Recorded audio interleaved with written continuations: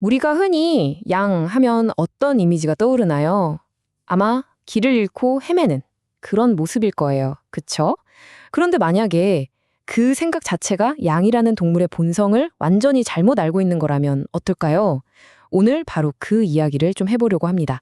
양의 역설 한번 제대로 파헤쳐보죠. 이 질문에 답하려면요, 우리가 양에 대해 안다고 생각했던 것들을 잠시 좀 내려놓을 필요가 있어요.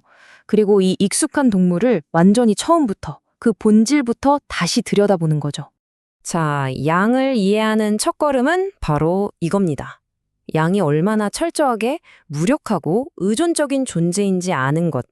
이건 그냥 비유가 아니에요. 이건 생물학적인 현실입니다.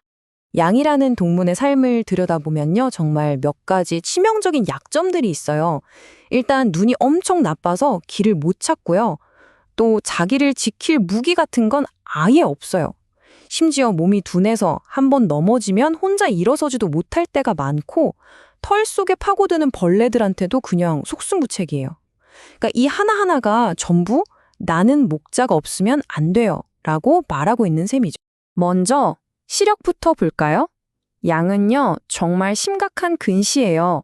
어디에 좋은 풀이 있는지, 어디에 물이 있는지 스스로 찾아갈 능력이 거의 없다고 보시면 됩니다. 그냥 바로 눈앞에 있는 풀만 보고 뜯어먹을 뿐이지 저 멀리 위험이 다가오는 건 전혀 보지를 못해요. 그리고 방어 수단은요? 아예 없습니다. 제로예요. 날카로운 이빨이 있는 것도 아니고 발톱이 있는 것도 아니죠. 늑대 같은 맹수를 만나면 싸우거나 재빨리 도망가는 건 상상도 못할 일입니다. 그냥 완전히 수동적이고 무방비한 존재인 거죠. 신체 구조도 참 불안정해요. 통통한 몸에 비해 다리가 짧아서 한번 발을 헛디뎌 넘어지면 특히 털이 묵직하게 자랐을 때는 혼자 힘으로 일어나질 못해요. 그냥 누워서 다리만 버둥거리는 거예요. 목자가 와서 일으켜주지 않으면 그대로 굶어 죽거나 다른 짐승의 밥이 될 수밖에 없습니다. 마지막으로 그 복슬복슬한 털 있잖아요. 그게 파리나 진드기 같은 해충들한테는 거의 5성급 호텔 같은 곳이에요.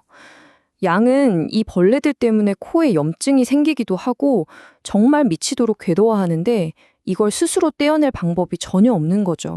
자, 이렇게까지 무력한 존재라면 필연적으로 딱 한 존재가 필요해집니다.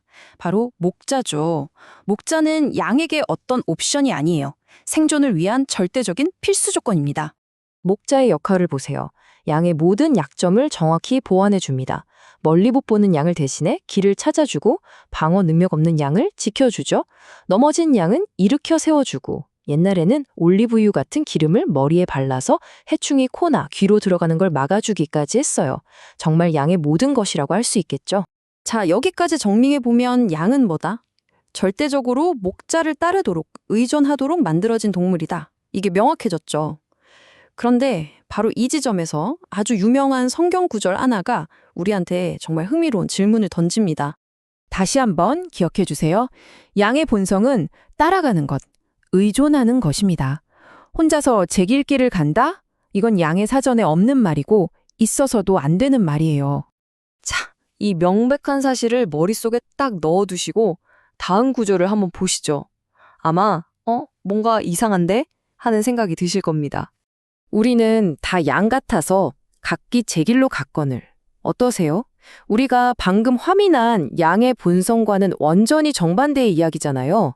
양은 혼자서 제 길로 갈 수 없는 동물인데 어떻게 제 갈 길로 갔다는 걸까요? 이게 도대체 무슨 뜻일까요? 이 수수께끼를 풀 열쇠는요, 의외의 곳에 있습니다. 바로 양과 항상 같이 언급되지만 본성은 180도 다른 동물, 바로 염소입니다. 이 표를 보면 정말 재미있어요. 두 동물이 얼마나 다른지 한눈에 보이죠? 양이 의존적이고 근시고 무력한 반면에 염소는 어때요? 독립적이고 시야도 넓고 뿔과 민첩성으로 자기를 지킬 줄도 알아요. 그리고 결정적으로 염소의 본능이 바로 제가 할 길을 가는 것입니다. 고집 세고 자기 주장이 강하죠. 바로 이겁니다. 이사야서에서 말한 각기 제 길로 가는 행동. 이건 양의 행동이 아니라 염소의 행동인 거예요. 목자 말 안 듣고 제멋대로 가버리는 고집불통. 그게 바로 염소의 특징이거든요. 그러니까 이제 그림이 그려지시죠? 이사야서는 양의 본성이 그렇다고 말하는 게 아니에요. 정반대입니다. 양이 절대로 해서는 안 되는, 자기 본성을 거스르는 아주 부자연스럽고 치명적인 행동을 했다고 지적하는 겁니다. 쉽게 말해 양이 염소 흉내를 냈다는 거죠. 생각해보세요. 전적으로 의존해야만 살 수 있는 존재가 갑자기 독립을 선언하고 나 이제 내 길을 갈 거야 라고 하는 순간 그건 자유를 향한 길이 아니라 곧장 죽음을 향해 가는 길이 되어버립니다. 이게 바로 이 구절이 담고 있는 진짜 무서운 경고예요. 그렇다면 이렇게 자기 본성을 거슬러서 길을 잃어버린 이 위험천만한 상태에 대한 해답은 뭘까요? 그 해답은 단순히 새로운 길을 찾는 걸 넘어서 하나의 문으로 돌아가는 것에 있습니다. 목자는 하루 종일 양들을 돌본 뒤에 밤이 되면 안전한 우리 안으로 양들을 이끌고 들어갑니다. 이 양 우리는 맹수들이나 밤의 온갖 위험으로부터 양떼를 지켜주는 유일한 피난처죠. 그런데 재밌는 건 고대의 양 우리에는 제대로 된 문짝이 없는 경우가 많았다는 거예요. 그럼 목자가 어떻게 했을까요? 바로 우리 입구, 그 통로에 자기 몸을 눕혀서 잠을 잤습니다.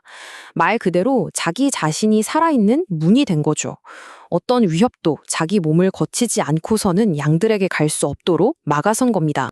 이게 바로 요한복음에서 예수가 내가 바로 양의 문이다 라고 말한 배경이에요.